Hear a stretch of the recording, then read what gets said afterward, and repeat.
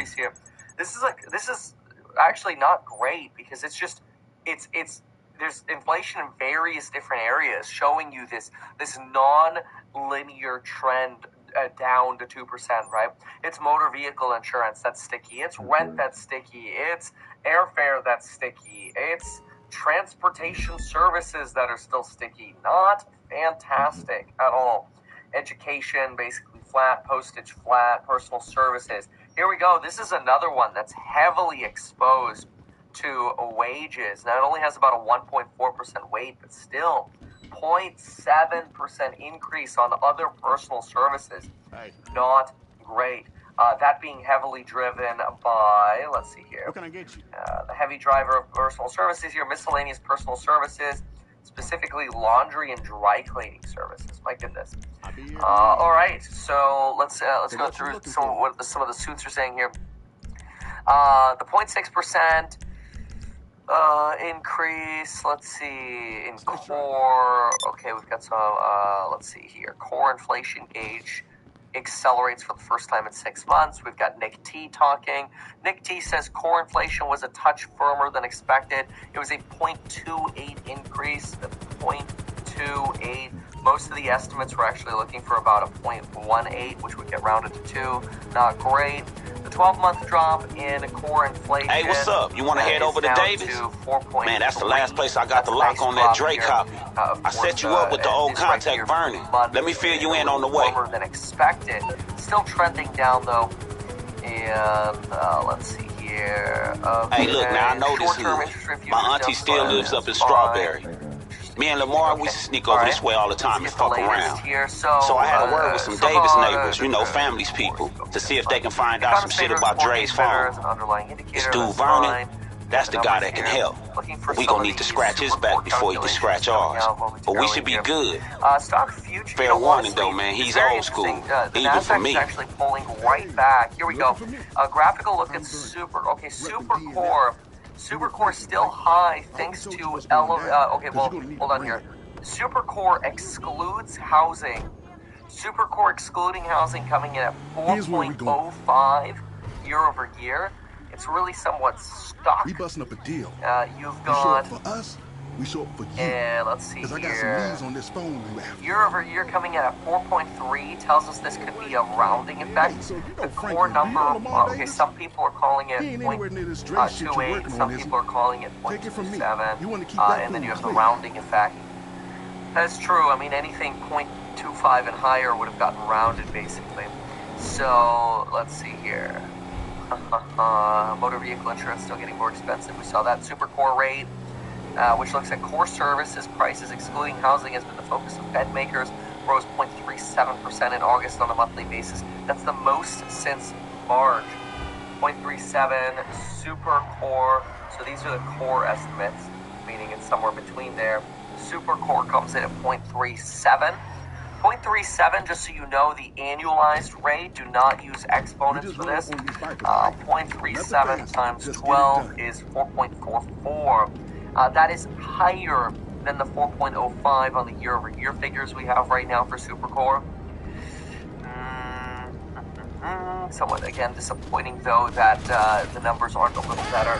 Going through the actual doc again, in particular here, we can see the Northeast had an inflation run of about 0.2%. I do find looking at the location somewhat interesting. So 0.2% here, Midwest at 0.3, South at 0.2, West at 0.1.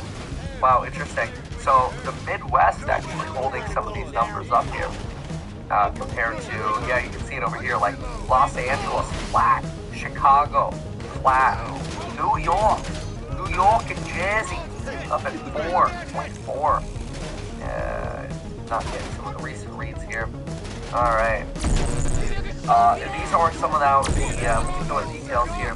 But we're going to go through all of the different food items. I do want to go back here. Apparel, 0.2%. Interesting that we're still seeing strength in apparel. It's not men's apparel though. Men's suits, men's underwear, men's apparel is going crap.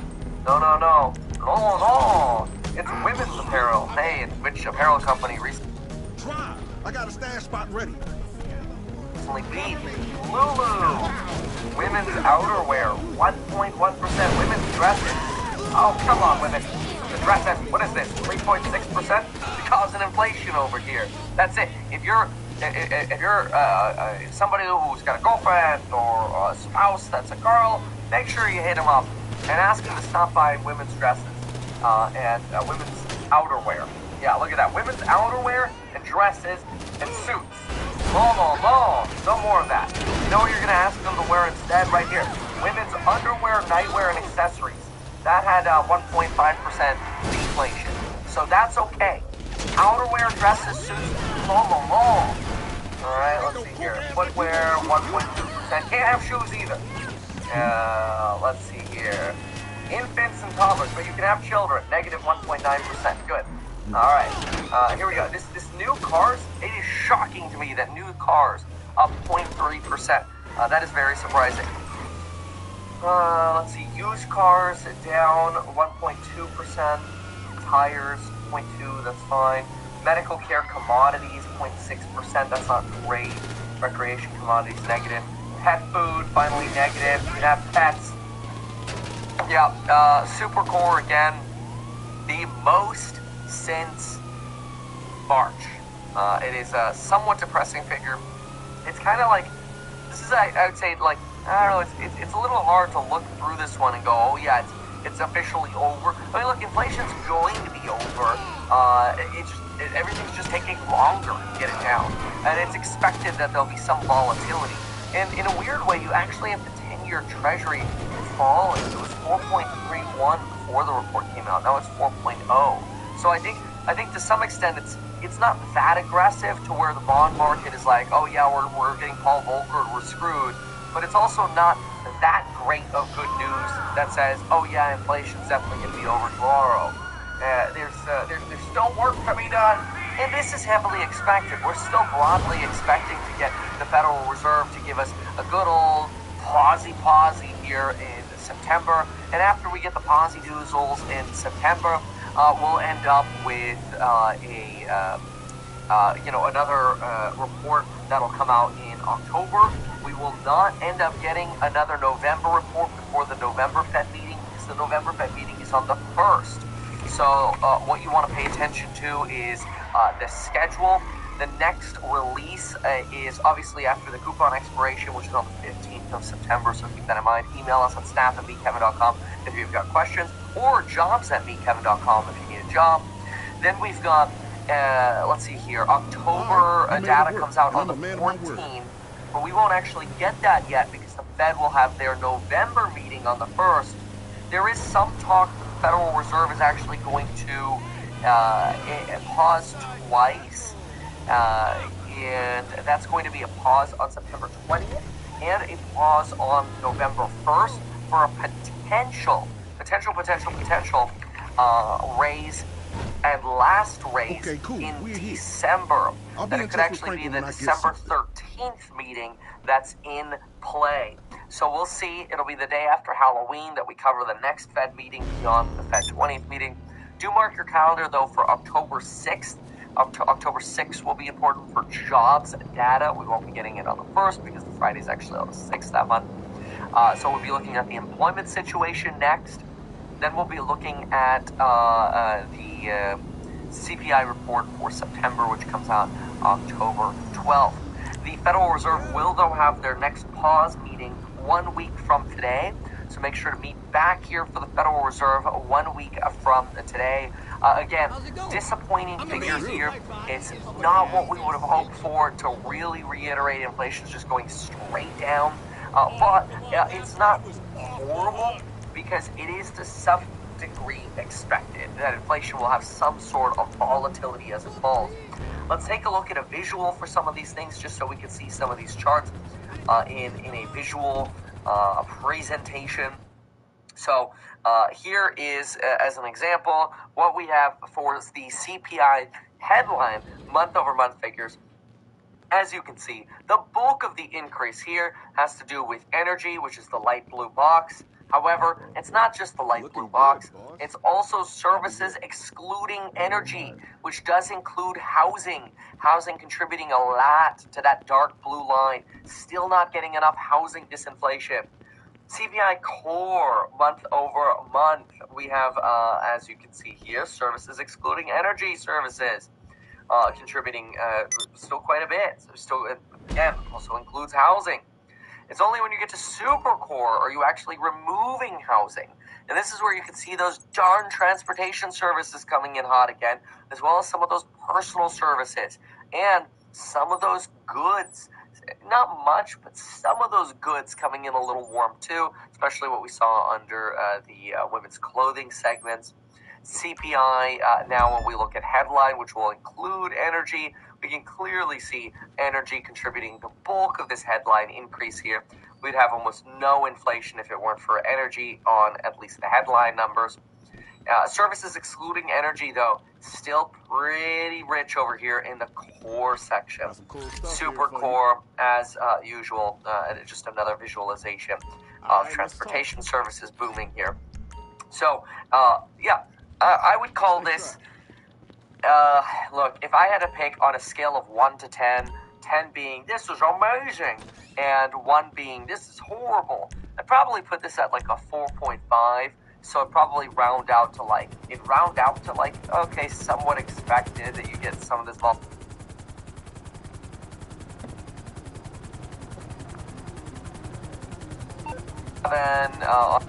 Okay, now hear me out on this one. You know, rich people be having some of the crazy-ass pets, right? I mean, I'm about the only dude I know with a Vinewood address who only got a fucking dog.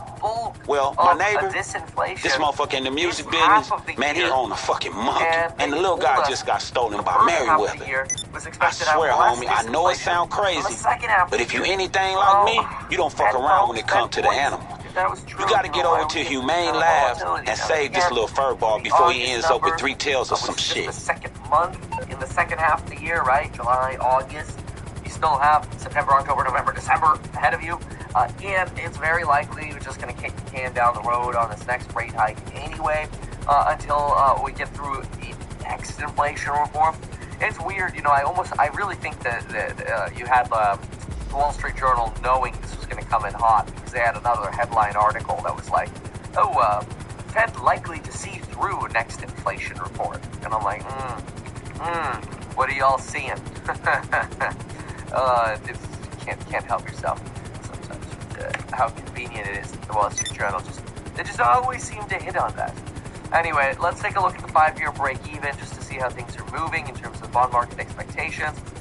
You do have right now bonds sitting at actually down again. Really interesting for bond yields. You were looking at 4.31 right before the report came out, and you were looking at a NASDAQ that was down about 0.5%. Now the NASDAQ is down about 0.21%. 10-year treasuries at 4.29. You've got a 5-year break even is ticking up a little bit. Ticking up as we speak right now to 2.326. That is the highest 5-year break even read that we've had since April. It is a very volatile number, but we would really like it to see this finally come down, and it's just not coming down. It's so dang stubborn. 5-year forward break even also ticks up to its highest level since August 24th at 2.36. Federal Reserve's effective terminal rate also ticks up 5.46. Folks, remember how this game is played. Look at this coupon expiration, right? Okay, here's how the game's played. You have to look at this as 5 3/8. What's 5 3/8? 5 3/8 is the expectation. It is the midpoint between 5 and a quarter, which would be 1/4, and 5 1/2. 5 3/8 looks like this, 5.375. Why does that number matter?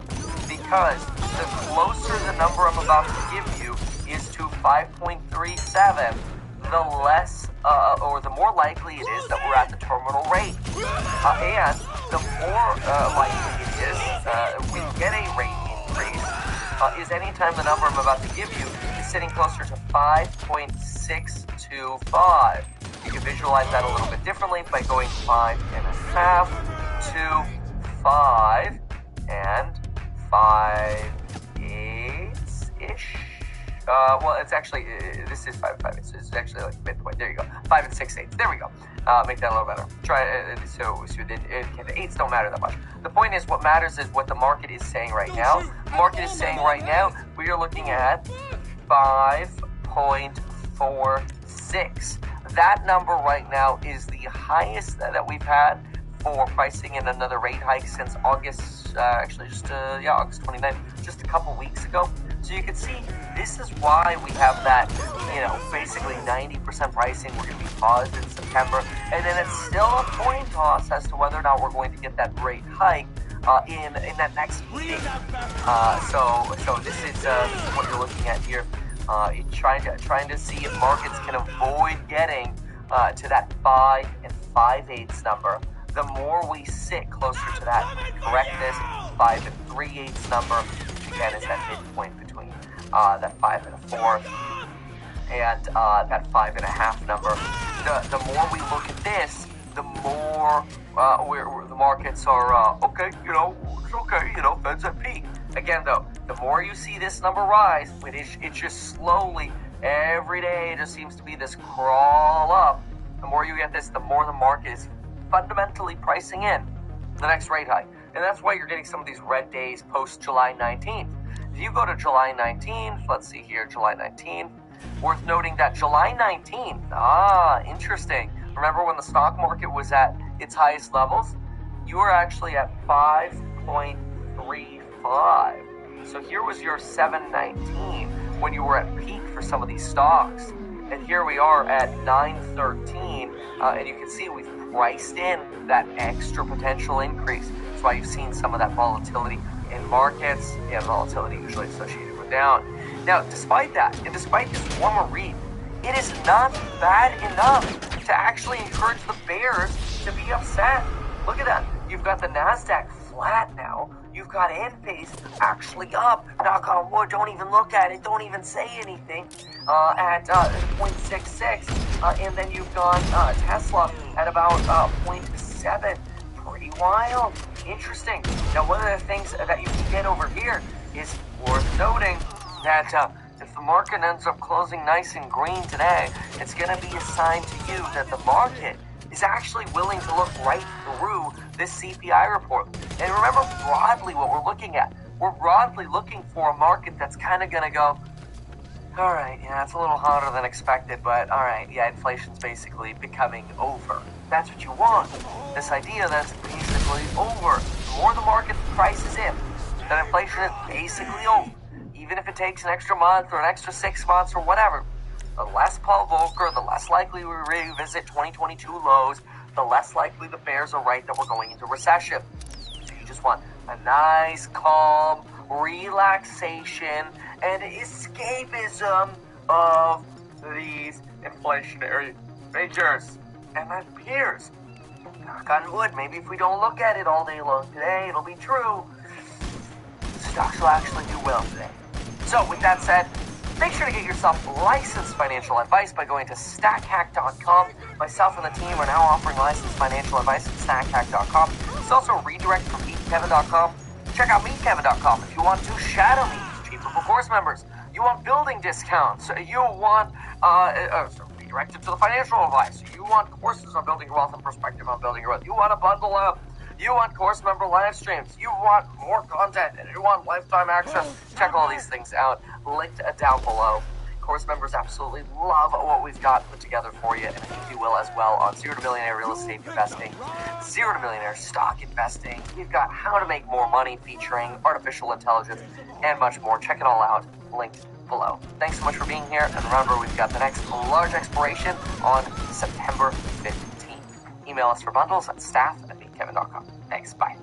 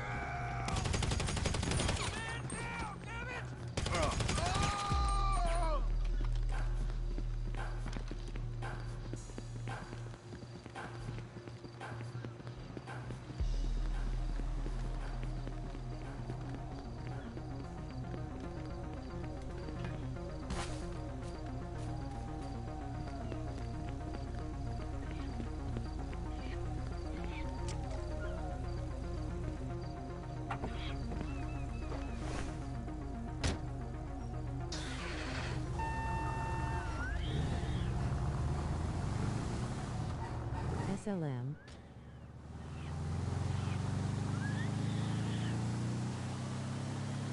Okay.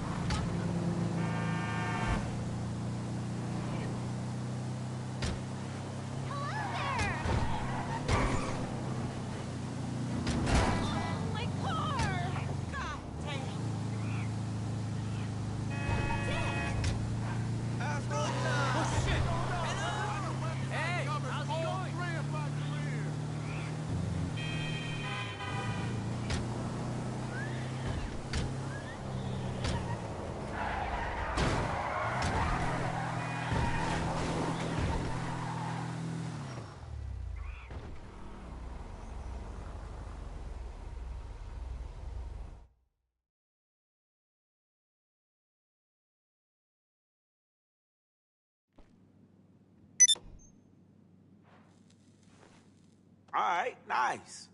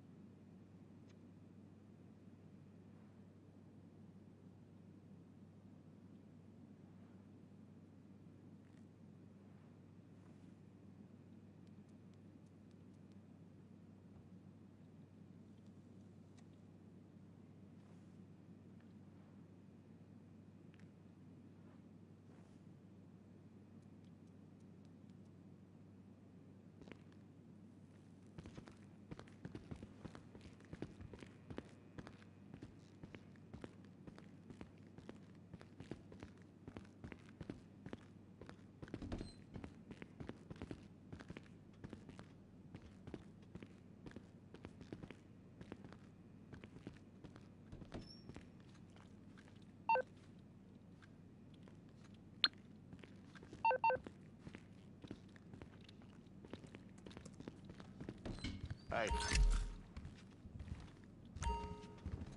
Keep your eyes open.